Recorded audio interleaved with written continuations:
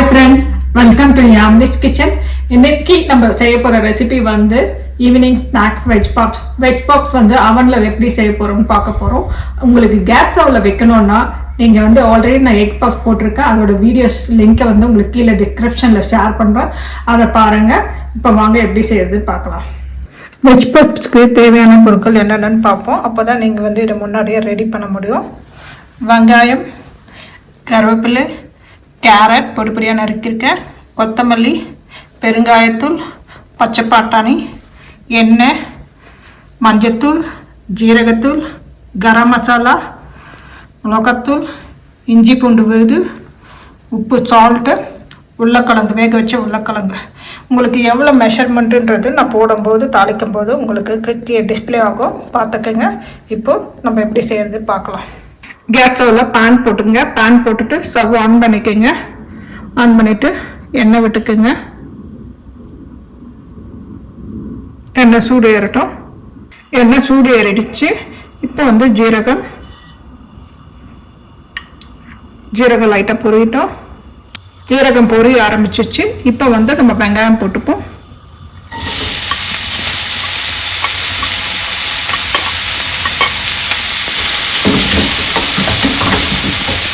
அடுத்தது கருவேப்பிலை. லைட்டாக வதங்கட்டும் வெங்காயம். வெங்காயம் வதங்கிச்சு லைட்டாக. இப்போ இஞ்சி பூண்டு விழுது சேர்த்துட்டுங்க. நல்லா கிளறி விட்டுருங்க. இஞ்சி பூண்டு போட்ட உடனே கேஸ் ஸ்டவ்வை லோ ஃப்ளேமில் வச்சுக்கோங்க. டக்குன்னு அடி பிடிக்கும். உங்களுக்கு பூண்டு ஃப்ளேவர் வேண்டாம்னா நீங்கள் வெறும் இஞ்சியை கூட பொறுப்படியாக கட் பண்ணி தட்டி போட்டுக்கலாம். இஞ்சி பூண்டு போட்டு ஒரு நிமிஷம் ஆயிடுச்சு. இப்போ வந்து நான் காய்கறி சேர்க்க போகிறேன். கேரட், பச்சை பட்டாணி, இதை போட்டுட்டு ஒரு நிமிஷம் வதக்கிடுங்க. 1-2 நிமிஷம்.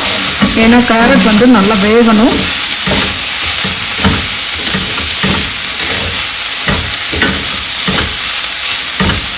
கிளறி விட்டப்புறம் சால்ட்டு சேர்த்துக்கோங்க. ஏன்னா சீக்கிரம் சால்ட் போட்டிங்கன்னா சீக்கிரம் வந்து காய் வேகும். பார்த்து கொஞ்சமாக போட்டுக்கோங்க. அப்புறம் வேணுன்னா எக்ஸ்ட்ரா சேர்த்துக்கோங்க.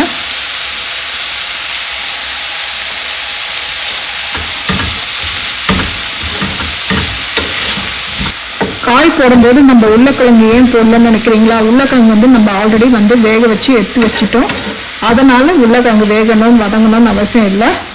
ஸோ அதனால் கேரட்டும் பச்சை பட்டாணியும் நேரம் வதங்கட்டும். பெருங்காயத்தூள் சேர்த்துக்குங்க. இது முதல்ல சேர்த்துக்கணும், நான் மறந்துட்டேன். இப்போ சேர்த்துக்குங்க. இல்லைனாலும் பரவாயில்ல, சேர்த்துக்கிட்டா நல்லாயிருக்கும். ஏன்னா நம்ம உருளைக்கிழங்கு சேர்க்குறோம் இல்லையா, அதனால இந்த கேஸ் கோசம் நம்ம வந்து பெருங்காயத்தூள் சேர்த்துக்கிறோம். காய் போட்டு 2 நிமிஷம் ஆயிடுச்சு. இப்போ நம்ம மசாலா பவுடர் தான் சேர்க்க போகிறோம். மஞ்சத்தூள், கரம் மசாலா, பிளெயின் மிளகாத்தூள் போட்டு நல்லா கிளறி விடுங்க.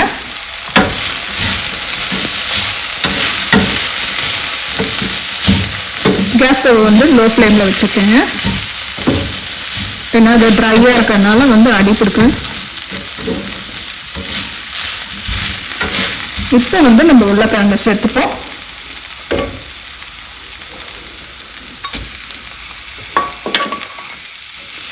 இப்போ வந்து உருளைக்கிழங்கு போட்டு நல்லா கலரி விட்டுருங்க.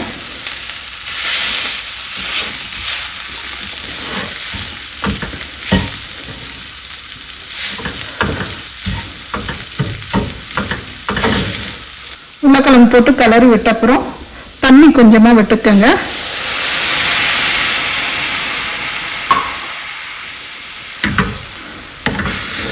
ஒன் மினிட் எடுக்கட்டும்.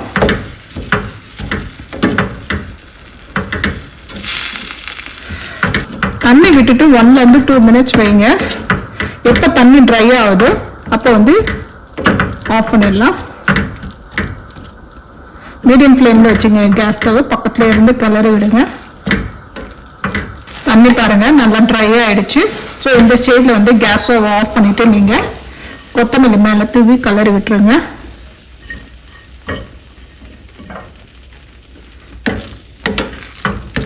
ஒரு 5 to 10 minutes நல்லா ஆற விட்டுருங்க. இப்போ நம்ம பப் ஷீட் ரெடி பண்ணுவோம். பப் செய்கிறதுக்கு நான் இந்த ஷீட் தான் கடையிலேருந்து வாங்கியிருக்கேன். பப் ஷீட்டு இங்கே லோக்கல் ஸ்டோர்லேருந்து வாங்கியிருக்கேன். உங்களுக்கு அதோட லிங்க் வேணும்னா நான் ஷேர் பண்ணுறேன். இல்லைனா நீங்கள் வீட்டிலே ஹோம்மேட் ஷீட் பப் ஷீட் எப்படி செய்யுதுன்னா நான் அதோட லிங்க்கும் உங்களுக்கு ஷேர் பண்ணுறேன். ஆல்ரெடி நான் வீடியோவில் போட்டிருக்கேன் சேனலில், அதையும் பாருங்கள். எக் பப்ஸும் போட்டிருக்கேன், அதையும் பாருங்கள். இது வந்து நான் வந்து கவுண்டர் டாப்லேயே வந்து பப் ஷீட் ரெடி பண்ண போகிறேன். இது வந்து நல்லா தொடச்சியாச்சு. இதில் வந்து நம்ம வந்து லைட்டாக மைதா மாவு தூவ போகிறோம். ஏன்னா ஷீட்டு திரட்டும் போது கீழே ஒட்டும் இல்லையா, ஸோ அதனால் மைதா மாவு லைட்டாக தூவிக்கும். இப்போ ஷீட்டை நம்ம ஓப்பன் பண்ணுவோம்.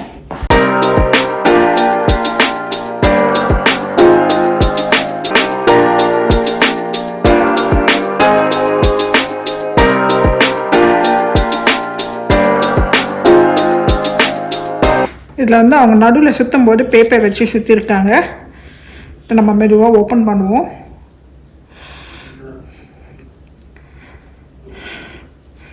இது வந்து நான் கடையிலேருந்து வாங்கிட்டு வந்து ஃப்ரீசரில் போட்டுருவேன். வேணும் போது நான் அந்த ஷீட் எடுத்து ப்ரிப்பேர் பண்ண ஆரம்பிப்பேன்.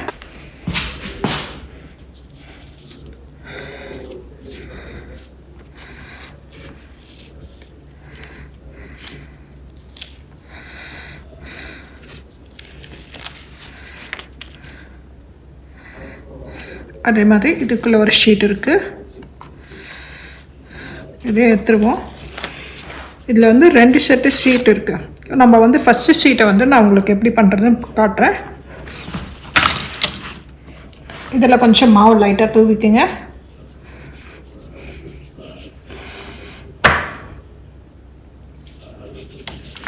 இப்போ சப்பாத்தி பூரி திரட்டுறோம் இல்லையா, அந்த கட்டை வச்சு நல்லா இது ரோல் பண்ணிக்கோங்க. இது நல்லா எக்ஸ்பேண்ட் ஆகும், திக்காகவும் இருக்கும். ஸோ அதனால் நம்ம இதை வச்சு இது மூவ் பண்ணிப்போம். அப்போ தான் ஷீட் கட் பண்ணுறதுக்கு நிறைய இருக்கும். அளவு உங்களுக்கு திக்னஸ் இருந்தால் போதும். ஓகே, இப்போ இதை நம்ம கட் பண்ண போகிறோம். நீங்கள் திரட்டி முடிச்சப்போ இந்த கரெக்டாக இந்த லைன் வந்து உங்களுக்கு ஈக்குவலாக வருதான்னு பார்த்துக்கோங்க. ஏன்னா நம்ம க்ளோஸ் பண்ணும்போது அப்போ தான் ஈஸியாக இருக்கும் உங்களுக்கு. எக்ஸஸாக இருந்ததுன்னா எடுத்துருங்க. இப்போ நம்ம கட் பண்ண போகிறோம். உங்கள்கிட்ட பீஸா கட்டர் இருந்தால் எடுத்து கட் பண்ணிக்கோங்க. சாதாரண நைஃப் எடுத்து பண்ணிக்கோங்க. இப்போ இதில் ஸ்டஃபிங் வைக்க போகிறோம். ஸ்டஃபிங் ஆறிட்டுருக்கோம். இப்போ அதை வைப்போம். இங்கே பாருங்கள், இதை எடுத்திங்கன்னா உங்களுக்கு ஈஸியாக இருக்கும். ஸோ நைஃப் வச்சு நீங்கள் கட் பண்ணும்போது நல்லா கட் பண்ணிக்கோங்க. இப்போ நம்ம ஸ்டஃபிங் வைப்போம். ஏன்னா நம்ம இந்த பக்கம் க்ளோஸ் பண்ணுறோமா இந்த பக்கம் க்ளோஸ் பண்ணுறோமான்னு நீங்கள் டிசைட் பண்ணிக்கோங்க. நான் சென்டராக வச்சுக்கிறேன். ஏன்னா திருப்பி ஒட்டுறதுக்கு உங்களுக்கு ஈஸியாக இருக்கும்.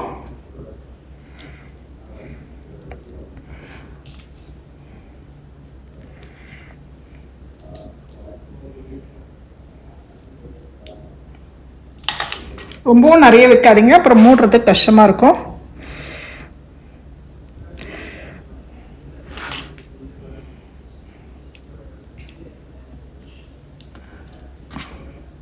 ஒரு ஷீட்டில் வந்து 9 பப்ஸ் வருது. நான் வாங்கிட்டு வந்து ஃப்ரீசரில் போட்டுட்டு வேணும்போது யூஸ் பண்ணுவேன். எப்போ வேணுமோ அப்போ ஃப்ரீசர்லேருந்து எடுத்து வச்சுடுவேன். இப்போ ஈவினிங் ப்ரிப்பேர் பண்ணுறேன்னா மார்னிங் எடுத்து வச்சுடுவேன். வின்டராக இருந்தால், சம்மராக இருந்தால் ஓகே, ஒரு 3 hours பிஃபோர் எடுத்து வச்சுடுங்க வெளியே, ஈஸியாக இருக்கும் உங்களுக்கு. இப்போ வந்து இது ரெடி, மசாலா வச்சாச்சியா. இப்போ இந்த கார்னரில் வந்து நம்ம தண்ணி போட போகிறோம். ஏன்னா திருப்பி ஒட்டி விட்டால் தான் அது வந்து பப்ஸ் நல்லா உள்ள வேகும். ஸோ இது கார்னரில் நம்ம தண்ணி தடவை போகிறோம். நீங்கள் இது மாதிரி ப்ரெஷ் இந்த ஓட்டில் தடவி விட்டுருக்குங்க, இல்லைன்னா விரல் வச்சு தடவி விட்டுருக்குங்க.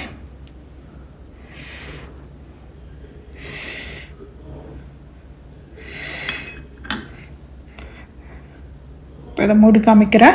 இதே மாதிரி எல்லா ஷீட்டும் வந்து ரெடி பண்ணிக்க வேண்டியது தான்.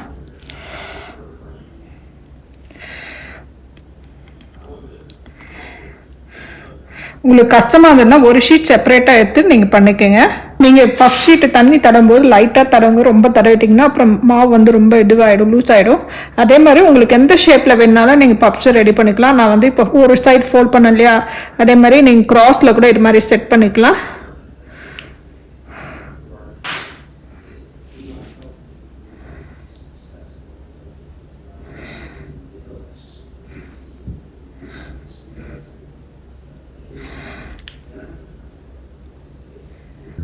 ரெடி ஆகிடுச்சு. ஸ்டஃபிங் வச்சு க்ளோஸ் பண்ணிட்டோம். இதை வந்து நம்ம ட்ரேயில் வைப்போம்.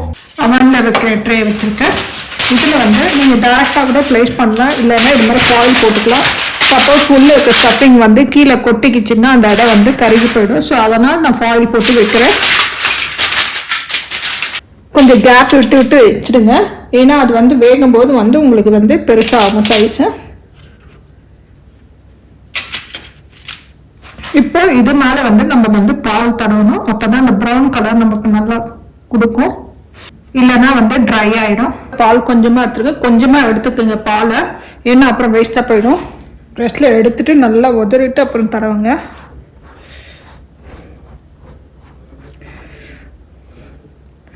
வெட்டாக இருக்கிறதுக்கு தான் நம்ம வந்து இதில் மேலே தடவுறோம், கலரும் சேஞ்ச் ஆகும். பால் மேலே தடவியாச்சு. பால் வந்து தடவும் போது உங்களுக்கு இது மாதிரி எக்ஸஸாக பால் கீழே கொட்டிக்கிச்சுன்னா இந்த மாதிரி பால் வந்து ஈஸியாக எடுத்து தூக்கி போடுறதுக்கு. அதே மாதிரி இது கருப்பாகிடும், வேக வேக உங்களுக்கு ஹீட்டில் வேகுது இல்லையா, ஸோ இது மாதிரி பிளாக் ஆகிடும். முடிந்தால் இதை தொடச்சிட்டு வைங்க, இல்லை அப்படியே கூட வைக்கலாம், ஒன்றும் பிரச்சனை இல்லை. இப்போ நம்ம அவனில் வைக்க ஆரம்பிப்போம். உங்களுக்கு அவன் இல்லாமல் நீங்கள் கேஸ் ஸ்டவ்வில் வந்து செய்யணும்னா, ஏற்கனவே வந்து நான் எக் பப்ஸ் வந்து கேஸ் ஸ்டவ்வில் எப்படி வந்து வேக வைக்கிறது, இல்லை பப்ஸ் எப்படி வேக வைக்கிறதுன்னு உங்களுக்கு நான் வீடியோ போட்டிருக்கேன். அந்த வீடியோ லிங்க்கை நான் வந்து கீழே டிஸ்கிரிப்ஷனில் ஷேர் பண்ணுறேன், அதை பார்த்துக்கோங்க, கேஸ் ஸ்டவ்வில் எப்படி பப்ஸ் வைக்கிறதுன்றது. இப்போ அவனில் வைக்க ஆரம்பிப்போம். அவனில் வந்து நான் பேக்கின்ற ஆப்ஷனை கிளிக் பண்ண போகிறேன். கிளிக் பண்ணிவிட்டு இதில் வந்து 400 டிகிரிஸ் வைக்க போகிறேன், ஏன்னா 350 ஆல்ரெடி செட்டாக இருக்குது. இதை வந்து நம்ம மாற்ற போகிறோம். மாற்றியாச்சு. இதுக்கப்புறம் இதை வந்து ஸ்டார்ட் கொடுத்தீங்கன்னா அது வந்து ஹீட் ஆக ஆரம்பிச்சிடும், ப்ரீ ஹீட் ஆக ஆரம்பிச்சிடும். நீங்கள் செஞ்சுட்டே இருக்கும்போது கூட நீங்கள் ப்ரீ ஹீட் கொடுத்துக்கலாம். ப்ரீ ஹீட்டிங் வந்து செட் பண்ணியாச்சு. நம்ம இப்போ வந்து இந்த பப்ஸை ரெடி பண்ணிடுவோம். ஆல்மோஸ்ட் 390 வந்துச்சு. இப்போ வந்து இதை வைக்க ஆரம்பிப்போம். ஓப்பன் பண்ணி பப்ஸ் வைப்போம்.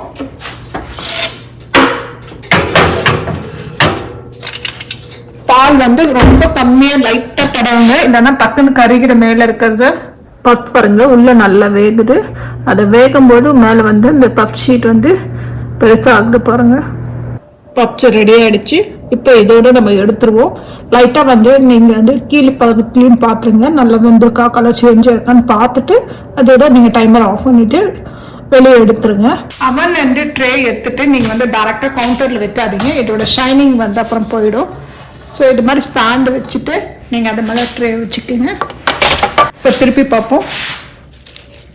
பாருங்கள் கலர் சேஞ்ச் ஆகிருக்கு, அடி பக்கத்துலேயும் வெந்திருக்கு நல்லா. எனக்கு வந்து மொத்தம் 18லேருந்து 20 நிமிஷம் ஆச்சு. நான் சொன்னேன் இல்லையா, பால் வந்து ரொம்ப லைட்டாக தருவுங்க. சப்போஸ் நிறைய ஆகிடுச்சுன்னு இது மாதிரி சக்குன்னு டார்க்காக ஆகிடும். பாருங்க கீழே இந்த ட்ராப்லாம் அந்த ஷீட்டில் வந்து ஸ்பில் ஆகி அந்த டார்க் கலர் மாறிச்சு. அதனால தான் நான் அந்த பாயில் போட்டிருக்கேன். இதை நீங்கள் பப்ஸை எடுத்துகிட்டு இதை வந்து டேரெக்டாக சும்மா சோப் வாஷ் பண்ணால் போதும்.